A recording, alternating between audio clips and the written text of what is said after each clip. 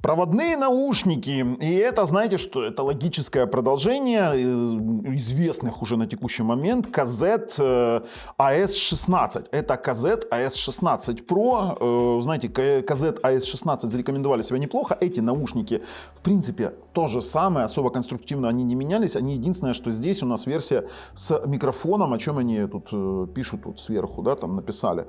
Сейчас посмотрим, что там внутри. Так, сразу начнем с распаковки. В общем-то, короче, с обзором на канале Технозон. Поехали.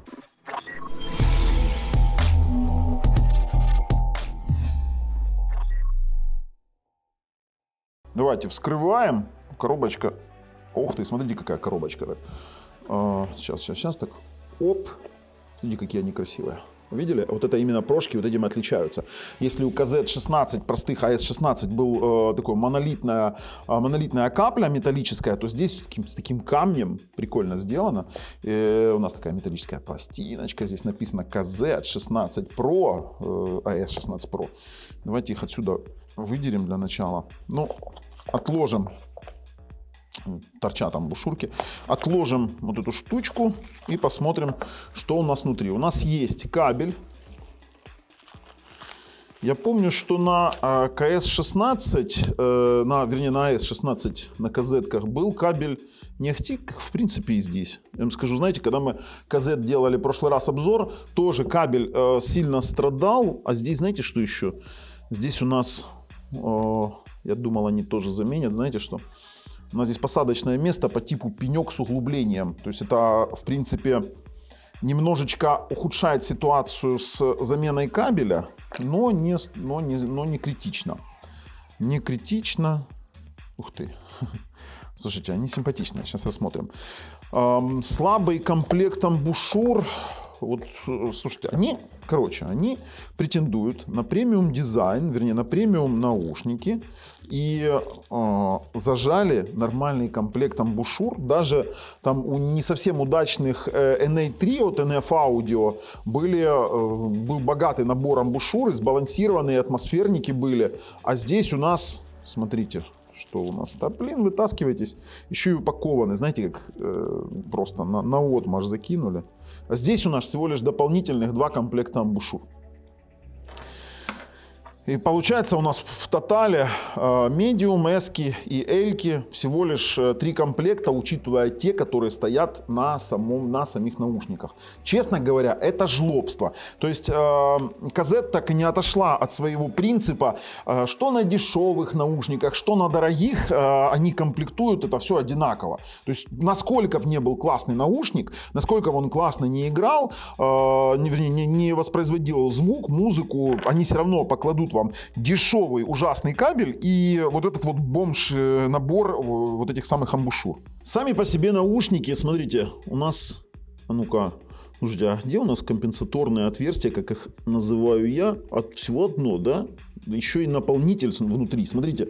То есть я как бы надеялся, что в версии КС-16, вернее AS-16 Pro они отойдут от этого наполнителя. Почему они, по сути, крадут басы? Вот для меня это, несмотря на то, что здесь классная арматура и все остальное, здесь вот этот наполнитель очень-очень сильно влияет на бас. То есть это очень такое сомнительное решение. Но, слушайте, AS-16 звучали неплохо. Давайте мы для начала посмотрим на AliExpress, от чего там заявляется производитель в Pro-версии, а дальше уже будем тестировать. Смотрите, мы на AliExpress, стоят 56 баксов. Есть в разных дизайнах, есть вот такой вот черный и бирюзовый. Вот бирюза, как в принципе мы вам показывали. Есть разница с микрофоном и без. С микрофоном стоит 56, без микрофона стоит 55. В принципе, разница невелика. В $1 можно использовать как гарнитуру. Что они здесь у нас говорят? Да? Новая генерация KZ AS16. У нас это Pro-версия. И они здесь указали о том, что через 4 года выпуска S16 они сделали там, из-за того, что они получили хорошую репутацию, они сделали Pro-версию, ну как бы улучшили и все классно. И знаете, о чем они говорят? Что здесь есть 8 арматур, да, как они пишут, там 8-арматурные, то есть 4 арматуры 31736, 2 арматуры 29689 и 22955, 2 арматурки. Честно вам скажу, неплохой набор, и их даже видно сквозь Вот смотрите, их даже видно сквозь прозрачный материал самих наушников. То есть с одной стороны и с другой. То есть, ну это же суммарно на 2 наушника они пишут количество. Заявляются про Hi-Fi Sound. А знаете, на что они опираются? На самом деле немножко неправильно. Hi-Fi Sound, Hi-Res Sound, они могут вешать сюда значок и говорить об этом только если они пройдут сертификацию. Например, у тех же самых BGVP Melody они получили сертификаты, они прямо на коробке пишут Hi-Fi Sound. Но мы будем использовать для тестов Asus CAP с Hi-Res Audio на ESS чипе 9-го поколения.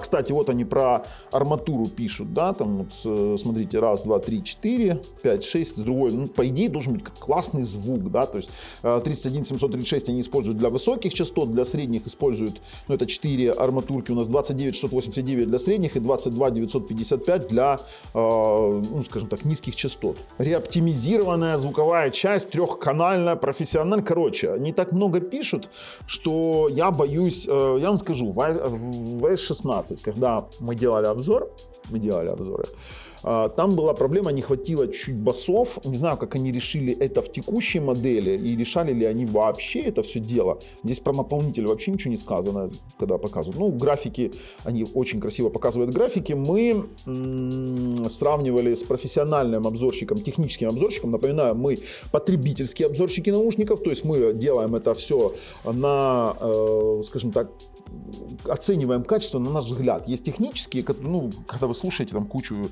различных замеров в килогерцах, в герцах, честно говоря, ну, ничего не понятно, никому не понятно. И вот эти вот замеры, они не сильно отличались от заявленных самим производителем. Ну и тут рассказывают, какой у них там шикарный кабель, который мне, честно говоря, абсолютно не нравится, как и в прошлый раз, как и в прошлой версии. Теперь, pin type от 20 до 40 тысяч герц, сенсивность 114 децибел и сопротивление 18 Ом. Сейчас будем пробовать, что за чудо-юдо рыбакит. Короче, ссылочка на проверенного продавца лежит в описании под видео. А мы, в свою очередь, просим вас подписаться и нажать колокольчик, чтобы не пропустить дальнейшие наши обзоры.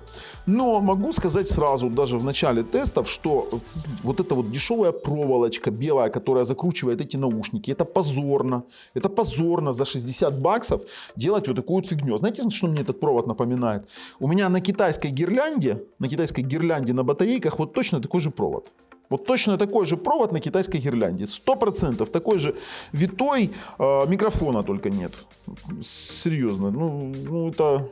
Здесь даже знаете, чего нет? Ну, этот стоппер передвигается, нет. Здесь даже стоппера нет нормального, который регулирует вот это вот раздвоение кабеля. Но его просто нет. Этот не передвигается, он фиксирован, другого стоппера здесь нет. Короче, ссылку на кабель и на амбушюрки для него я кину тоже в описании под видео, потому что, ну, это печально, когда делают вот такую вот фигню. Делают хороший наушник и делают какую-то дичь в плане комплектации. Но сейчас мы его вставим. Так, одели наушники. Алексей, вы нам нужны, как воздух. Так, пробуем одевать. Вот, кстати, здесь приятно одевать. В отличие от NA3, от NF Audio, здесь действительно они классно одеваются. Амбушюры, сразу говорю, дерьмо. Амбушюры говно, хотя сели более-менее нормально, но амбушюры здесь никогда нормальными у казет не были. Вот таким вот образом это все дело выглядит.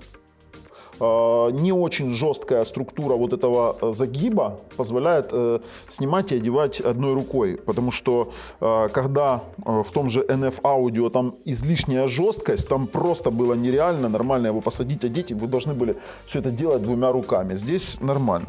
Микрофон расположен на вот такой вот высоте, примерно как и мой микрофон на студийный. То есть мы обязательно сейчас попробуем, как это слышно меня в качестве разговорного динамика.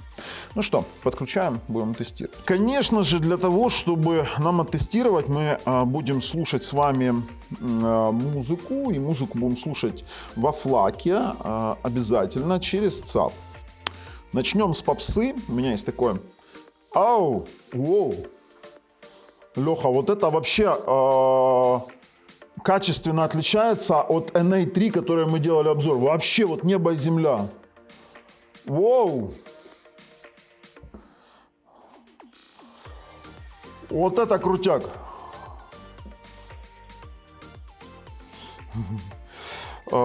Сразу говорю, очень громкие. Очень громкие по сравнению с конкурентами, нереально громкие. Здесь чувствуется именно наличие вот этих вот арматур, да, то есть они вообще по-другому звучит, не так, как оно. Слушай, иди послушай, ты сейчас охренеешь. Вообще я вам скажу, знаете, что на первый взгляд проблему с басами они так и не решили. Бас есть, он просто глуховат немного. То есть в основном высокие, здесь блядь, богатые, высокие вообще частоты, вы слышите все, вы слышите мельчайшую там какую-то фигнюшку. Вот одевай, ты сейчас охренеешь. Что, ты запутался в них? Нет, или я что? челлендж одной рукой. Да, не одной рукой одевается, в отличие, я же говорю, у меня прям вот NA3 Essential, они у меня оставили неприятные ощущения. А ну, давай, как? А теперь оцени громкость. Они очень громкие, да? Пиковая громкость, конечно, но слушать нереально на пиковой. Не, они очень громкие, но при этом на максимальной громкости ты слышишь детально, четко все. Ну, кстати, да, басы есть, кстати. Басы сухие, басы сухие. Вот я вот настаиваю, что басы сухие, а в остальном всем средние, высокие, просто вот прям вот прорисовочка чудесная. Прям как вживую на концерте, да? Ну, тут же еще факт того, что можно каким-нибудь эквалайзером это все поправить. Но Вопрос даже не в эквалайзере, вопрос в том, что я считаю, что, скорее всего, замена элементарной амбушюр, потому что здесь только атмосферники, при этом такие... Нет, здесь балансированные, здесь только сбалансированные амбушюры, и при этом, ну, амбушюры вообще ни о чем. Ну, так в целом достойно. Звучат. А ну подожди, давай, ты там любишь свой этот Nickelback, блин, я его не слушаю. Я его не слушаю просто. А ну давай, оцени. А я потом буду классику. Обожаю на классике оценивать наушники. Там и на джазе. Джаз это вот то, что там очень много мелких деталей, детализированная музыка. Я обожаю джаз оценивать. Ну давай. Классно звучит? Достойненько. Рок-класс. Класс, да? Не перематывается это... А ну, перемотал?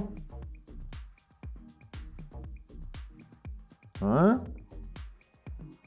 Леха подвис, короче. Теперь еще попробую. Говорит, оставь мне эти наушники, я буду на Самсунге с ЦАПом слушать. Естественно.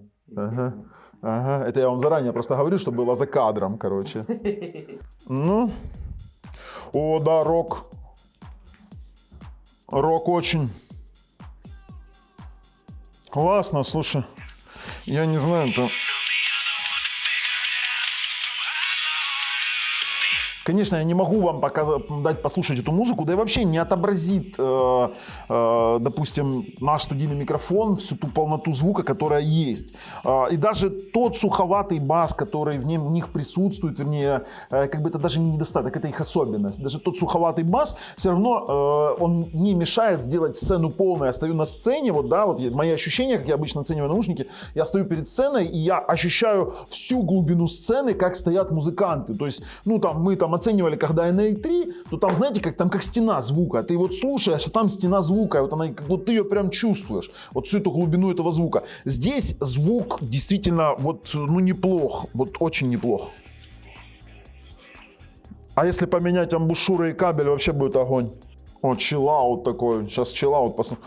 Ой, слушай, какие детали, ты прям, знаешь, такое ощущение, морская волна, и ты как пену слышишь, знаешь, что оно... Блин, звук вообще отличный. Вот особенно в средних, высоких, это прям вот топчик. Вы понимали, это Xela Nitarap, очень такая хорошая музыка, тоже во флаке. А ну дальше. А вот теперь пошла у нас классика. Не, мне нужна с виолинами классика. Бах. Ты знаешь, как Бах звучит? Ты когда-нибудь слушал в органном зале музыку? Слушал? А я ее, знаешь, где слушал? В церкви в Германии, в Штокштате, там есть церковь, ей там под пару сотен, ну какие пару сотен, под 500 лет, и там она размера, ну просто невероятно, там заходишь как футбольное поле, и там такие своды, и там стоит орган, и вот я сейчас, знаешь, у меня такой флешбэк прям, я прям туда попал, Бах вообще звучит. О, богатый звук, богатый. А вот концерт со скрипками. Слушайте, ну... Ой...